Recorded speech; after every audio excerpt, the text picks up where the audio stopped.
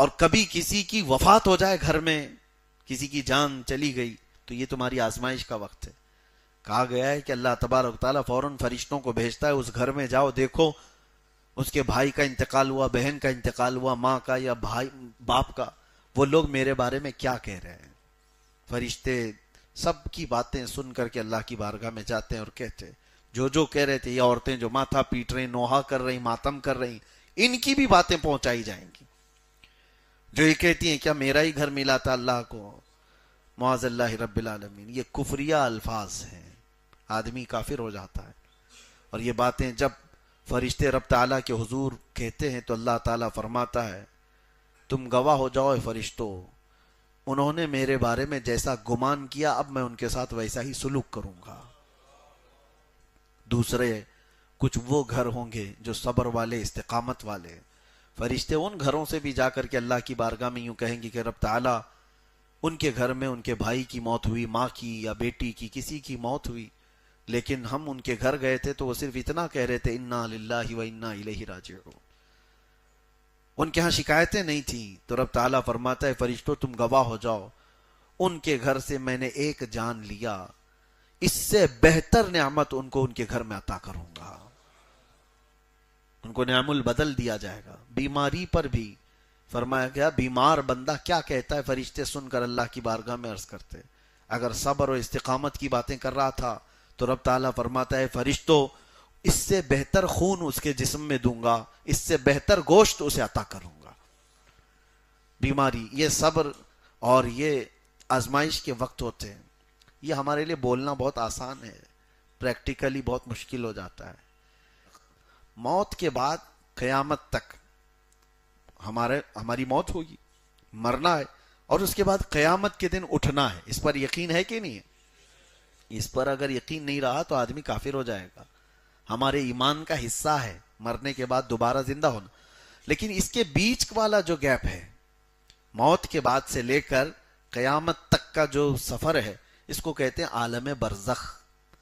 یہاں کی جو زندگی ہے، اس زندگی میں یہ جو گیپ ہے بیچ کا، موت سے لے کر قیامت تک کا، یہاں کی حیات برزخی اس عالم کی جو زندگی ہے اس کے متعلق بیان فرمایا جا رہا ہے کہ وہ شہید زندہ ہیں.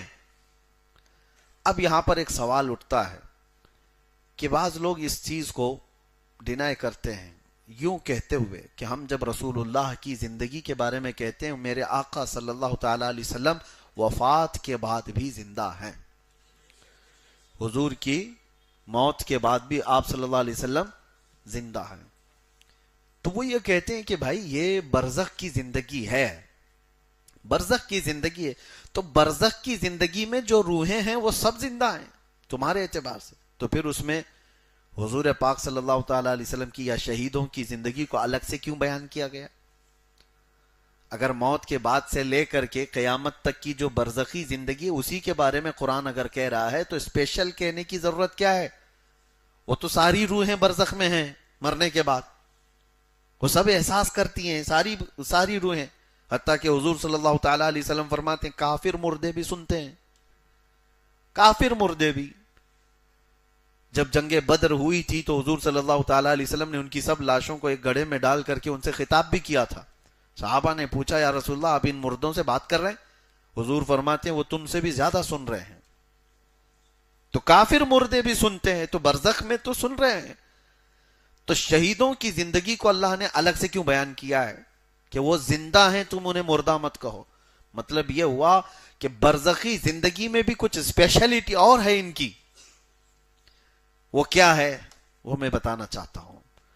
برزخی زندگی میں جتنے بھی لوگ مرنے کے بعد قیامت تک جو موجود ہیں روحیں، وہ کسی کے ساتھ کچھ نہیں کر سکتے. یعنی وہ گئے ہیں واپس، انسانوں کے ساتھ کوئی ان کا معاملہ، کوئی ربط نہیں رہے گا.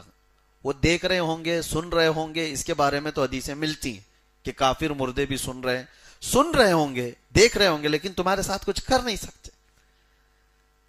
سمجھ میں آ رہی بات؟ لیکن جو شہیدوں کی زندگی کو اللہ نے فرمایا ان کو مردہ مت کہو، مطلب یہ ہے کہ وہ عام مردوں کی طرح وہاں نہیں ہے، بلکہ وہ عالم برزخ میں اس حالت میں ہیں کہ اگر تمہیں ضرورت پڑی تو تمہاری مدد بھی کر سکتے. ان کی اسپیشلٹی یہ ہے کہ وہ کچھ اور زندگی کے ساتھ جی رہے ہیں. یہی زندگی کے قائل اہل سنت و جماعت ہیں کہ میرے آقا صلی اللہ تعالی علیہ وسلم اپنی وفات کے بعد بھی زندہ ہیں. زندہ ہیں کا مطلب عام لوگوں کی طرح برزخ میں زندہ نہیں، بلکہ حضور کی خصوصیت کچھ اور ہے کہ وہ دیکھ بھی رہے ہیں اور سن بھی رہے ہیں، اور ضرورت پڑے کسی کی تو مدد بھی کر رہے ہیں. یہ نقطہ آپ سمجھ کر کے چلیں، فرق ہے. اور اس کے بعد رب تبارک و تعالیٰ فرماتا ہے، یہ بہت اہم چیز ہے، آپ سن کے جائیں، وَلَنَبْلُوَنَّكُمْ بِشَيْءٍ مِّنَ الْخَوْفِ وَالْجُوعِ وَنَقْصٍ مِّنَ الْأَمْوَالِ وَالْأَنفُسِ وَالثَّمَرَاتِ. اللہ فرماتا ہے ہم ضرور تمہیں آزمائیں گے. کس سے؟ بھوک دے کر. وَلَنَبْلُوَنَّكُمْ بِشَيْءٍ مِّنَ الْخَوْفِ پہلے ڈر سے، وَالْجُوعِ اور بھوک سے، وَنَقْصٍ مِّنَ الْأَمْوَالِ مال کو گھٹا کر کے تمہاری آزمائش ہوگی، وَالْأَنفُسِ وَالثَّمَرَاتِ اور کبھی کسی کی جان لے کر کے، اور پھلوں کی کمی کر کے، یعنی اناج غلے کی کمی کے ساتھ. 5 چیزوں کا ذکر ہوا ہے. ڈر کے ذریعے سے آزمائش، ڈر اور خوف پھیل جائے گا تمہارے درمیان تو یہ تمہاری آزمائش ہے. بھوک یہ آزمائش. اللہ تعالیٰ فرماتے ہیں ہم تمہیں آزمائیں گے.